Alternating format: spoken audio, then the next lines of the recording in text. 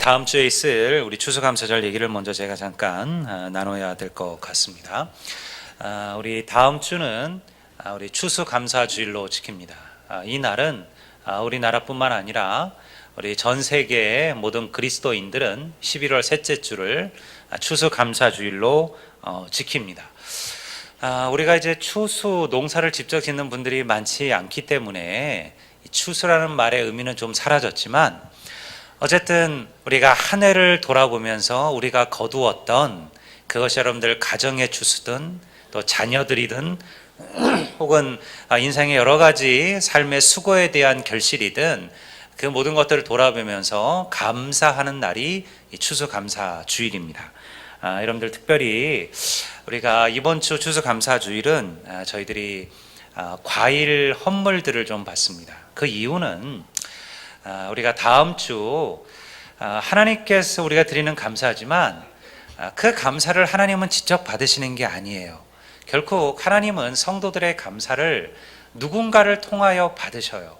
어려운 이들, 힘든 이들, 고달픈 인생들, 그들을 돕고 베푸는 것이 우리가 하나님께 드리는 감사입니다. 그래서 여러분들 다음 주에 이번 주 안에 여러분들 하실 수 있는 분들은, 없으신 분들은 그냥 집에 있는 사과 하나, 두 개 가져오셔도 되고요. 여러분들 조금 더 넉넉하시고 또 은혜가 있으신 분들은 여러분들 과일들을 사과든 배든 바나나든 여러분들 넉넉히 갖고 오시면 저희들이 그것으로 강단을 꾸미기도 하고요. 그것은 우리 전부 다 다음 주 우리가 행사가 예배가 마치고 난 이후에 우리 아프리카 교회 우리 형제 자매들에게, 또 고려인 교회, 그리고 우리 지역에 어려우신 분들에게 저희들이 다 전달할 겁니다. 그러니 여러분들 좀 즐거운 마음으로 여러분들이 드리는 것이 누군가에게는 여러분들 또 나눔의 기쁨이 되니만큼 너무 째째하게 하지 마시고요. 집에 있는 정말 사과 달랑 하나 들고 오지 마시고, 없으신 분들은 그렇게 하시지만 여러분들 집에 과일들 꿰짝대로 두고 먹으시는 분들은 꿰짝대로 갖고 오십시오. 오시면 저희들이 그것은 정말 우리가 지역의 어려운 분들에게 우리 교회 이름으로 전달하고 나누는, 그래서 여러분 우리가 우리의 감사가 그저 우리끼리의 즐거움으로 끝나지 않도록 그렇게 하려고 합니다. 그래서 여러분들 가능하시면 토요일까지 내시고요. 여러분들 또 그게 어르신 분들은 주일날 가지고 오시면 저희들이 바구니를 준비해 놓을 테니까 거기다 여러분들 넣어주시면 저희들이 그렇게 다음 한 주의 감사의 시간들을 갖고, 또 오후에는 우리 소그룹 찬양대가 있으니까 우리 이번 주 다음 주 점심까지 여러분들 준비하셔서 소그룹별로 우리가 하나님을 찬양하며 정말 감사의 제사로 드릴 수 있도록 그런 시간들을 가져주시고, 오늘부터 여러분들 참여하시고 주보에 소그룹이 나와 있으니까 여러분 그걸 보시고 소그룹으로 모임을 가지시기 바랍니다. 제가 이제 근 1년을 아드리안 교회를 목회하면서 벌써 꽤 많은 이야기들을 나누었습니다. 가능하며 제가 집중해서 전했던 말씀들은 주로 예배에 관련된 이야기였습니다. 살아있는 예배 회복이 없이 진정한 교회 부흥은 없기 때문에 그렇습니다. 우리가 보통 예배에 은혜의 방편이라고 부르는 5가지가 있어요.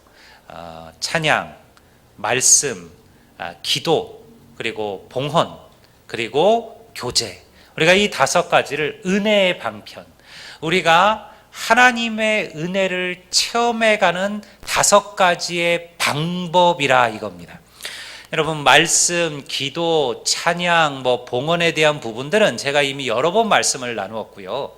오늘은 제가 이 5가지 가운데 바로 이 성도의 교제에 대한 이야기를 잠깐 나누고자 합니다. 한국교회는 지금까지 성도의 교제라는 것을 다른 예배의 요소들에 비하면 좀 하찮고 가볍게 여겨왔던 것이 사실입니다.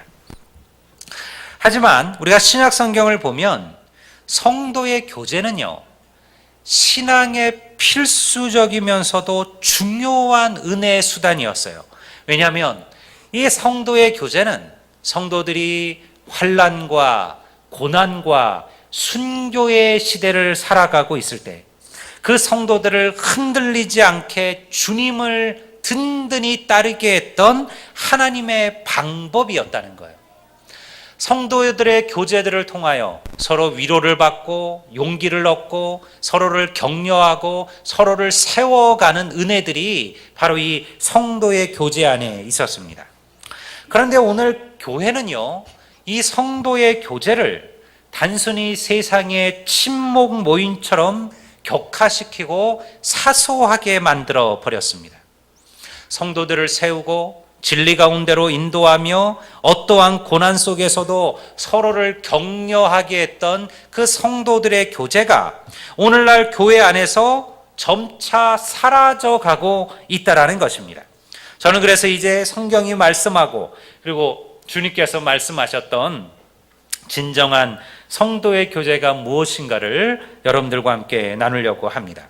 우리가 오늘 본문을 보시면 이렇게 기록되어져 있습니다. 24절에 보면 서로 돌아보아 사랑과 선행을 격려하며, 여러분 이것이 성도들이 이 땅에서 교제하는 교제의 목적이에요. 우리가 왜 서로 만나고 교회 안에서 소그룹을 하고 구역 모임을 하고 이런저런 성경 공부를 하고 다양한 그룹들로 모임들을 갖느냐? 이유는 이거예요. 서로 돌아보아 사랑과 선행을 격려하기 위하여. 이것은요, 단순히 같이 모여서 맛있는 식당을 가고 멋진 카페를 가고 그래서 여러분들 맛있는 커피를 마시고 또 입맛에 즐거운 음식을 먹으면서 여러분들 즐거워하는 것, 그 이상이라는 거예요. 성도의 교제는요, 그런 것들은 성도의 큰 교제 안에 들어있는 작은 부분들이에요. 물론 안타깝게도 요즘은 그러한 교제들조차 식어갑니다. 제가 가끔 그런 성도들을 만나요.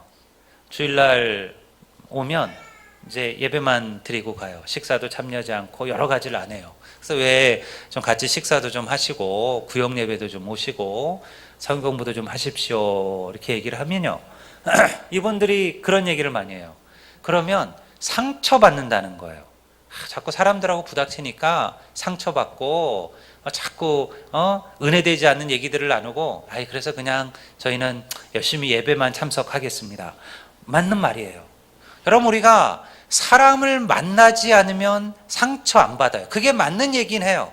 만나지 않으니까 여러분들 상처받을 일이 없어요.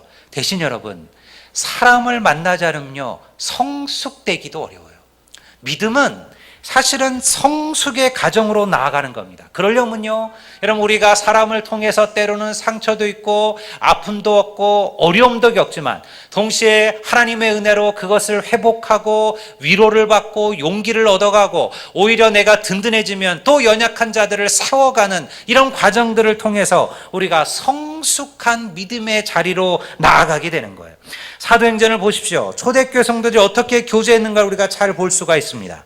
사도행전 2장 40절은 이렇게 기록합니다. 그들이 사도의 가르침을 받아 서로 교제하고 떡을 떼며 오로지 기도하기를 힘썼다. 44절을 보면요, 믿는 사람들이 다 함께 있어 모든 물건을 서로 통용하고, 46절에는 이렇게 기록합니다. 날마다 마음을 같이하여 성전에 모이기를 힘쓰고 집에서 떡을 떼며 기쁨과 순전한 마음으로 음식을 먹었다. 성도의 교제를 얘기할 때 빠지지 않는 것들이 이런 것들이에요. 함께 있었다라는 거예요. 따로따로 있지 않았습니다. 각자 살지 않았습니다. 그들은 함께 있었습니다. 또 마음을 같이 하였다. 함께 있으면 뭐예요, 여러분? 함께 모였는데 서로를 미워하고 서로를 증오하고 서로 다른 마음으로 살아가면요 의미가 없다라는 거예요. 그들이 같은 마음을 가졌다라는 거예요. 또 모이기에 힘썼다, 그렇게 이야기하고 있습니다. 그리고 기도하기에 힘썼다. 여러분 이것이 성도가 교제할 때 반드시 등장하는 구절들이에요. 여러분 성도들의 교제를 통하여 새로운 공동체가 시작되었습니다. 이 공동체는요 이전의 사교적 모임과는 달랐습니다. 누구에게 잘 보이기 위하여 모이는 게 아닙니다. 혹은 누구를 비난하기 위하여 모이는 것도 아닙니다. 개인적인 만족이나 이익을 추구하기 위하여 모이는 것도 아닙니다. 성도들은 영적인 교제를 통하여 복음에 참여하고 믿음으로 걸어갈 용기를 얻었고요. 그리고 환난과 시험 속에서 그것을 이겨내는 그러한 용기를 얻었다는 거예요. 서로 격려하고 서로 힘을 주었다는 거죠. 여러분, 이것이 바로 성도의 교제였습니다. 이것이 초대교회가 수백 년 동안 그 극심한 환난과 박해 속에서도 그 믿음을 잃어버리지 아니하고 든든히 하나님 앞에로 걸어갈 용기와 힘이었다는 거예요. 좌절하고 낙담하는 이들이 있다면 성도의 교제를 통하여 새 힘을 얻고 그리스도를 통하여 살아갈 힘과 용기를 얻었어요. 그런데 오늘 우리의 교회를 보십시오. 우리가 이러한 진정한 교제를 잃어버렸다라는 것입니다. 서로 돌아보아 사랑과 선행을 격려해야 될 것이 성도들의 교제인데요. 오히려 때로는 이 교제들이 교회를 갈라놓고 교회를 분열시키고 교회 안에 갈등을 하고 있어요. 왜 그렇게 된지 아세요? 그 교제에 무엇인가가 빠졌기 때문에 그래요. 여러분, 그리스도가 빠진 교제는요, 결국 인간적인 만남으로 끝나기 마련이에요. 제가 고등학교를 다닐 때, 중고등학교 때 우리 중고등부가 크게 부흥이 되었습니다. 지금 우리 교회가 중고등부 아이들이 몇 명이 없죠. 근데 참 여러분, 우리 중고등부도 그 생각을 해야 돼요. 여러분들도 크게 부흥될 수 있어요. 제가 처음 한번 얘기 드린 것 같은데 중학교로 올라갔을 때 중고등부가 없었습니다. 그때는 교회가 개척교회였기 때문에 아주 성도들 자체가 몇 명 되지 않았을 때요. 근데 제가 중학생이 되니까 저희 아버님이 목사님이셨잖아요. 야, 이제는 중고등부를 만들어야 되겠다. 그래서 중고등부를 만들었어요. 제가 회장, 회원은 또 제가, 아무도 없었으니까요. 제가 회장도 하고 뭐 다 해먹었어요. 근데 여러분, 한 명씩 한 명씩 전도되기 시작했어요. 제가 고등학교가 되었을 때, 그리고 고등학교 3학년 때 제가 회장을 맡았을 때는요, 우리 중고등부 그 시골교회 성도들이 70명도 채 안 됐는데요, 우리 중고등부가 60여 명이 참석을 하는, 그래도 상당히 큰 중고등부로 성장을 했어요. 제가 그러면 그때 정말 저하고 너무너무 절친하게 다녔던 많은 친구들이 있어요. 저는 지금도 그 고등학교 때가 공부한 거 생각하면 정말 너무너무 힘들었는데요, 그 믿음 생활을 했던 걸 생각하면 너무너무 행복하고 그리워요. 그 친구들과 매일같이 여러분들 좋은 곳도 다니고 놀러도 다니고 해돋이 보러도 다니고 좋은 데 있으면 찾아다니도 하고 구경도 하러 다니고, 여러분 그렇게 그 시간들을 보냈어요. 그리고 열심히 예배도 했어요. 근데 여러분, 그 친구들이 지금 강릉에 가면요, 여러분 그 친구들이 거의 다 믿음을 잃어버렸어요. 지금 교회를 다니는 제 친구들이 몇 명이 없어요. 왜 그렇게 되었을까요? 제가 생각해 봤어요. 여러분, 그 시절 우리들의 교제에는요, 그냥 세상적인 즐거움만 있었어요. 교회 가면 여자아이들이 있고 교회 가면 남자아이들이 있었어요. 여러분, 좋은 5월이 되면 여러분들 중고등부가 모여서 벚꽃놀이 갔어요. 여러분들 또 툭 하면 새벽에 자전거 타고 여러분들 해돋이 보러 경포대까지 나갔어요. 좋았지요? 얼마나 가슴 설렜어요. 뒤에 내가 마음에 드는 여자아이 태우고, 여러분 그리고 자전거 끌고 여러분 경포대까지 해돋이 보러 갔어요. 좋았어요. 다 즐거워했어요. 행복했어요. 그리고 여러분들 열심히 중고등부 예배도 참석했어요. 근데 지금 보니까요, 거기에는요 주님이 계시지 않았어요. 그냥 우리끼리 즐거웠던 거예요. 우리끼리 행복했던 거예요.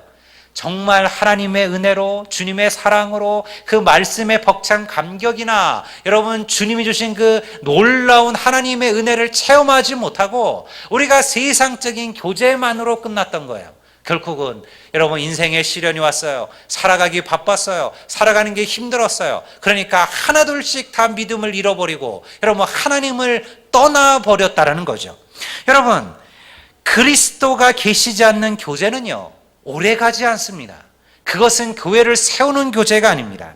그리스도의 사랑이 없는 말들이 교회를 갈라놓고요, 그리스도의 사랑이 없는 여러분 행실들이 위선과 가식을 만들어내는 거죠.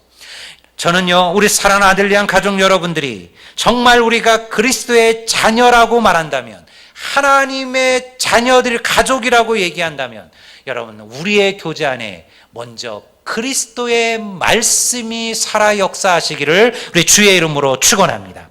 여러분, 사랑할 만한 사람만을 사랑한다면 그것이 진짜 사랑이겠습니까? 세상 사람들도 사랑할 만한 사람은 사랑합니다. 세상 사람들도요, 자기의 도움이 되고 자기에게 유익이 될 사람들은요, 사랑합니다. 그러나 여러분, 성도는 사랑할 만한 가치가 없는 이들까지도 사랑하는 것이 성도입니다. 우리들은 어떻습니까? 여러분들은 하나님의 사랑을 받을 만한 사람들이기 때문에 선택받고 구원받으셨습니까? 여러분들은 흠이 없고 부족함이 없는 이들이기 때문에 영생을 얻으신 건가요? 아니요. 여러분, 우리야말로 부족하고 연약한 인생들이에요. 로마서 5장 8절을 보십시오. 뭐라고 이야기하고 있습니까? 우리가 아직 죄인 되었을 때 그리스도께서 우리를 위하여 죽으심으로. 여러분, 예수 그리스도께서 언제 우리를 위하여 죽으셨느냐? 우리가 의인이었을 때입니까? 여러분들 주님께서 죽으실 만한 가치가 있었을 때 우리를 위해 죽으신 게 아니라는 거예요. 우리가 여전히 죄인이었을 때, 그때 그리스도께서 우리를 위하여 죽으셨다는 거예요. 여러분, 이것이 진짜 사랑 아닙니까? 제가 목회를 하면서 가장 안타까운 것은요, 말씀을 듣고 또 들어도 변화되지 않는 심령들이에요. 여러분, 스스로 우리 자신들에게 끊임없이 경계하셔야 됩니다. 주의 말씀은 잘 듣지요. 여러분들 은혜도 받습니다. 때로는 가슴에 찔림도 경험합니다. 그러나 결국은 달라지지 않습니다. 변화되지 않습니다. 여러분들 진정한 변화를 꿈꾸지 않는다는 거예요. 만날 때는 웃으며 안녕하세요라고 말할 수 있습니다. 그러나 우리의 마음은 딱딱하고 무감각하고 냉정할 수도 있다라는 거예요. 우리 아들리안 교회는요, 진정한 성도의 사랑이 흘러넘치는 교회가 되기를 주의 이름으로 축원합니다. 교회는요, 내 편, 남의 편은 없어요. 교회 안에는요, 여러분들 모두가 하나님의 편이에요. 우리 모두는 그리스도의 보혈로 가족이 되었습니다. 여러분, 피라는 것이 얼마나 중요합니까? 우리가 항상 피는 물보다 진하다라는 말을 쓰잖아요. 그 말이 맞죠.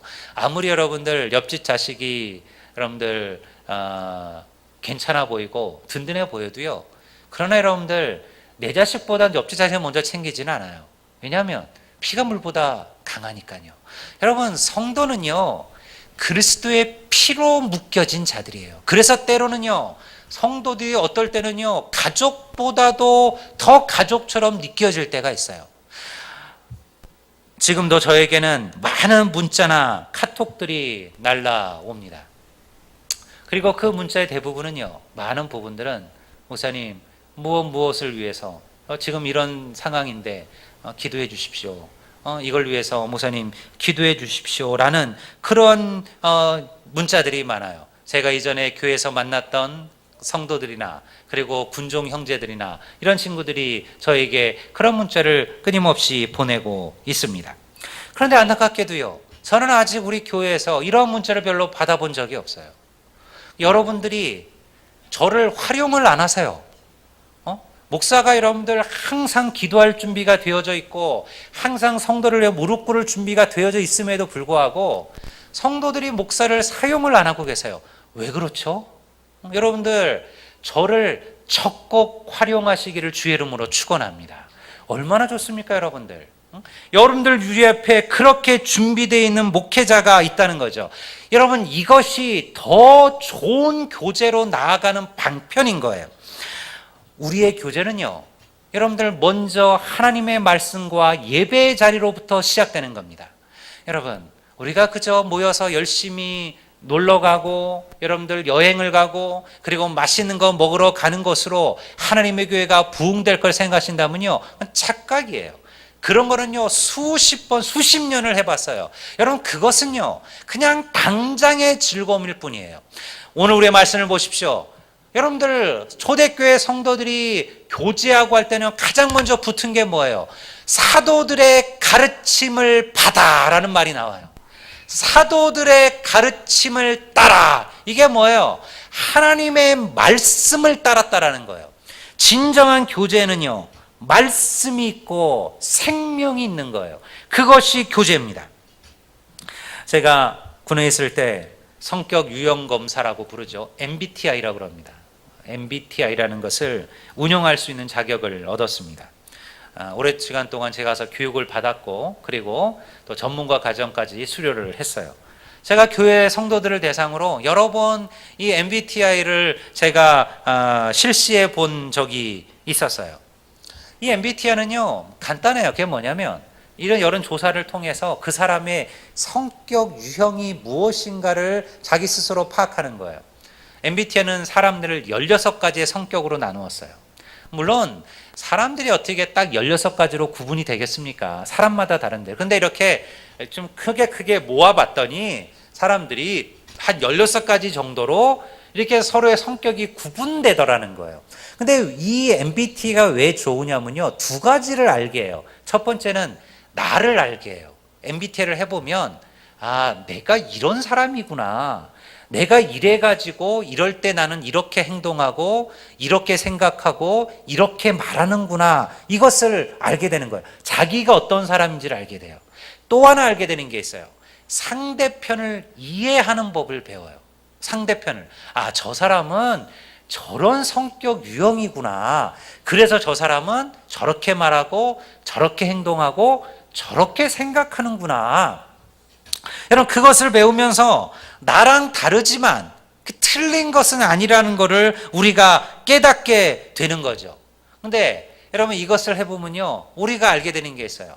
내가 누군가를 이상하게 생각하듯이 그 사람도 나를 보면서 저 사람은 왜 저렇지라고 얼마든지 동일한 생각을 할 수 있다라는 것입니다. 여러분, 우리는요, 먼저 이해하는 법을 배우셔야 됩니다. 믿음의 사람들은 나와 다른 사람을 용납하고 포용하는 법을 아는 인생들이에요. 여러분, 이것이 그리스도의 은혜입니다. 예수 믿는다라는 것을 너무 복잡하게 생각하지 마십시오. 여러분, 예수 잘 믿는다는 것이 여러분 매일같이 교회 와서 여러분 부르짖며 통성하며 기도하고 11조 잘하고 여러분들 특별한 은사를 경험하고 방언을 하고, 여러분, 이것이 예수 잘 믿는 게 아니에요. 예수 잘 믿는다는 것은요, 간단해요. 사랑하며 사는 거예요. 거기에 덧붙일 것도 없고 뺄 것도 없어요. 여러분, 내 삶 속에 정말 사랑이 있느냐, 내가 누군가에게 진정한 사랑을 보여주고 진정한 사랑을 나타내고, 여러분 어렵고 힘든 사람들을 보면 도와주려는 마음이 생기고 그들을 불쌍히 여기는 마음들이 있고, 그것이 마음으로 끝나지 않고 내가 할 수 있는 작은 것으로 나누고 베푸는 그러한 삶을 살아가고 있다면요, 여러분은 그리스도인입니다. 여러분은 하나님께서 칭찬하는 그리스도인들이에요.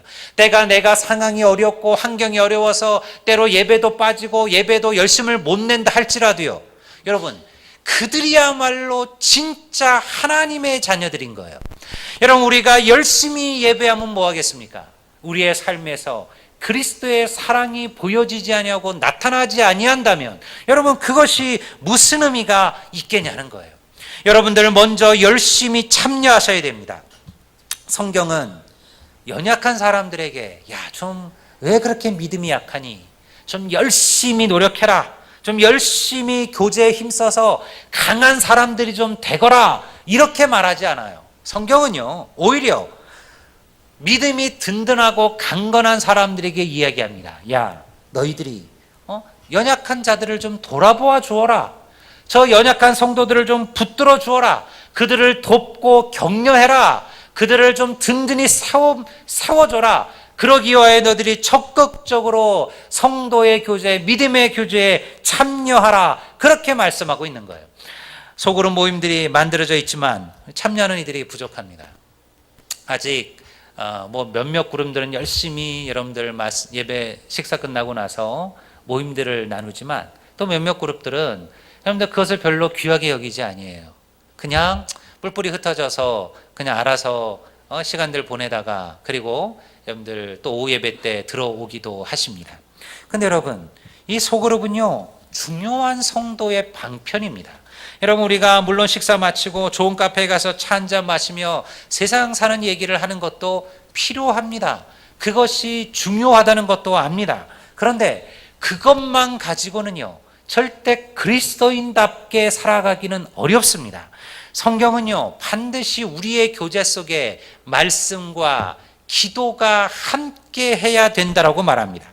성도를 격려하고 세우는 교제는요, 하나님의 말씀부터 시작하셔야 됩니다. 연약하고 믿음을 시작한 성도들을수록요, 이런 모임과 교제에 적극 참여하셔야 돼요. 여러분, 그것을 자꾸 빠지고 거부하시면 결국 우리의 믿음에 자라날 수 있는 방편이 너무 부족한 거예요.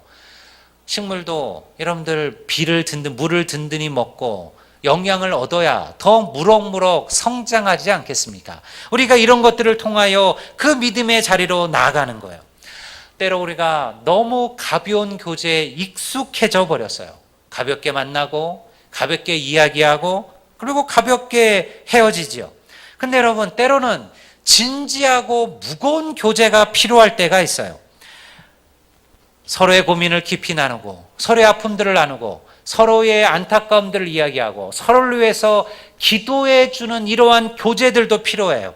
가벼운 교제는 가벼운 관계를 만들지만 무겁고 진지한 교제는요, 어떠한 고난과 시련에도 흔들리지 않는 그런 든든한 믿음의 관계를 만들어가는 거예요. 그러니 항상 여러분 힘쓰십시오. 선포되는 주님의 말씀에 자신을 비춰보셔야 됩니다. 다른 이들이 어떻게 믿음으로 살아가는지를 서로의 교제를 통해서 배우셔야 합니다. 나보다 더 믿음으로 든든히 서 있는 분들을 보고 배우십시오. 그들에게 격려를 받으십시오. 그들로 하여금 믿음으로 살아가는 것이 무엇인지를 알아가셔야 됩니다. 다른 사람들의 믿음을 통해서 내 믿음을 세워가는 거예요. 여러분, 이것이 성도의 교제예요. 그리고 여러분, 가장 중요한 것은 항상 사랑으로부터 그 교제는 시작되어야 한다는 것입니다. 제가 아들리안 교회 첫 사역을 시작하면서 여러분들에게 했던 제 첫 이야기들이 기억나실지 모르겠습니다. 제가 그런 얘기를 했습니다. 저는 부족한 목사입니다. 아마 여러분 모두의 마음과 생각에 흡족하지 않을지도 모릅니다. 그럼에도 불구하고 여러분들 저를 사랑해 주시고 저를 칭찬해 주시고 그리고 저를 위해서 기도해 주십시오. 저도 이 교회를 저의 마지막 교회라 생각하고 제가 섬기고 사랑하겠습니다. 기억하십니까? 응? 기억하시나요? 여러분 왜 이것이 진리냐면 여러분, 우리 모두는요 부족하고 연약합니다. 내 자녀가 공부를 못하고 혹은 장애가 있고 혹은 건강하지 않다고 해서 여러분 그 자녀를 내치시겠습니까? 그들을 버리시겠습니까? 아니잖아요. 여러분, 그런 자식일수록 더 사랑하고 더 애정하고 더 아끼는 것이 부모의 마음 아니겠습니까? 교회도 그렇습니다. 먼저 나 같은 인생까지도 사랑하셔서 여러분들 은혜를 베푸셨던 주님을 기억하십시오. 그리고 우리가 주께 받은 그 사랑으로 또 다른 이들을 사랑하십시오. 우리가 지난주에 우리 10주년 예배를 했죠. 여러분들 사실은 저도 여러분들도 걱정하셨을 거예요. 다음 주에 얼마나 자리를 채울까. 사실은 우리 모두는 어느 정도 알아요. 그렇게 해서 쉽게 부흥되면요, 여러분들 부흥되지 않을 교회가 어디 있겠습니까? 사실은 우리는 그렇게 해서요, 한 영혼을 건져요. 여러분, 100명이 와서 때로는 한 영혼을 건지고 한두 영혼을 건져요. 근데 여러분, 그것만으로도 우리는 그것을 해야 될 가치가 있어요. 그런데 여러분, 진정한 교회는, 부흥은요, 저는 그렇게 생각해요. 그렇게 시작되지 않습니다. 성도가 처음 교회에 왔을 때 그들이 어떻게 믿음의 자리에 든든히 세워져 가는지 아십니까? 목사의 설교를 통해서 그렇게 될까요? 물론 중요합니다. 목회자의 설교가 여러분들 성도들을 세우는 큰 힘이 되기도 합니다. 하지만 여러분, 목회자의 성도 때문에 내가 그 교회에 정착하고 그 교회에 좋은 믿음으로 지금 살고 있습니다, 이렇게 말하는 케이스는요 극히 드물어요. 결국 처음에 왔을 때 성도들이 그 교회에 정착하게 되는 것은요 사랑이에요.